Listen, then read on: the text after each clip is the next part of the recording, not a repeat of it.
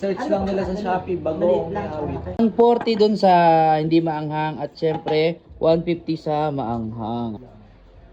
Na may baboy. Sarap. Sarap to pag may santol, mangga, singkamas, talong. So ayan, nandito na naman kami sa bahay ni Awit Gamer. Ayan, syempre para Kamustahin siya. At syempre, gusto kong makita kasi yung kanyang, gusto kong matikman yung ginagawa niyang bagoong. yan, ayan, titikman natin kung paano niya ginagawa yung bagoong. Ayan, tara, let's go.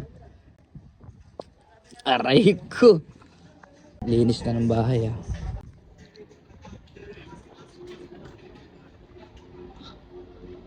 Ayun, busy.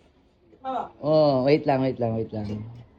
Bagoong ni Awit. Ayan. Ikaw pala talaga gumagawa niyan, tol? Gumagawa niya. Nagluluto, nagre-repack, ikaw na rin lahat. Lahat kami. Oh, yes oh. Oh, sisipag oh.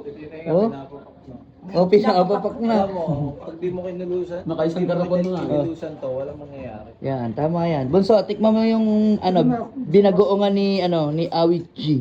Binagoongan. Bagoong! Bagoong nga. Binagoongan. Pag binagoongan, ano yun? Ulam yun.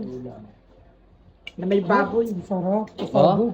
sarap. Ano no? Pasabog. Ang sarap. Pasabog. Tikman na. Mas masarap to pag may santol, mangga, singkamas, Ina. talong. Ang sarap mo, Awit. Talaga. Ang sarap. Hmm? Di ba ano ako yan? Ito pa, ang dami pa oh. Kare-kare na tawag doon. Oh, busy oh. Oh, ang dami. Ang galing naman. Kami kasi nagtatanong kung paano ko ginawa eh. Yung Tama, paano tama. natutunan, kung Tama.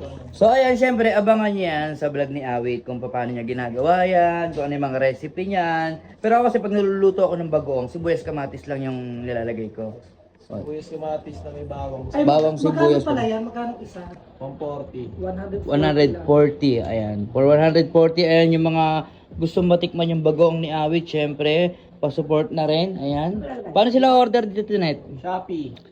Search lang nila sa Shopee, bagoong ni Awit. Yon. At syempre, para mas madali, punta kayo sa page ni Awit kasi doon siya nag Mas madali sa Shopee kaysa sa akin. Shopee mismo. Abangan nyo na lang po yung link. Ayan. Magkano isang ganito? 140 pesos. 100 po. Yung hindi maanghang ha, yung maanghang 150. Yun, 140 dun sa hindi maanghang at syempre 150 sa maanghang. Ayun, no? Ayan, mag-avail na kayo, guys. Na kayo. Ayan, syempre. Nakakatuwa naman kasi ginagawa mo tong mga ganitong bagay. Di ba dati wala kang pakialam sa pera. Di ba? Ayan.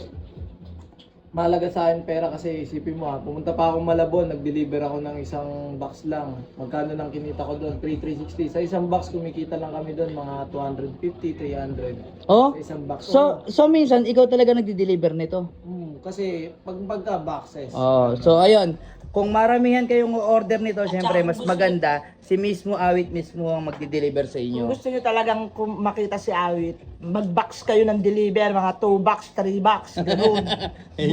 Pero, pag isa lang, i-shopee mo na lang yan. Shopee, meron sa Shopee. Ang galing naman. Hmm? Actually talaga, matagal ko ng plano itong bagoong na to. Hindi ko lang siya pinopokusan kasi alam kong maliit ang kita. Pero ngayon, sabi ko nga sa inyo, kahit piso, mahalaga na sa akin. Kaya, Tama. Ayan guys, syempre suportahan natin ang bagoong ni Awit at syempre panoorin niyo yung kung paano ginagawa tong bagoong ni Awit. Yun lang.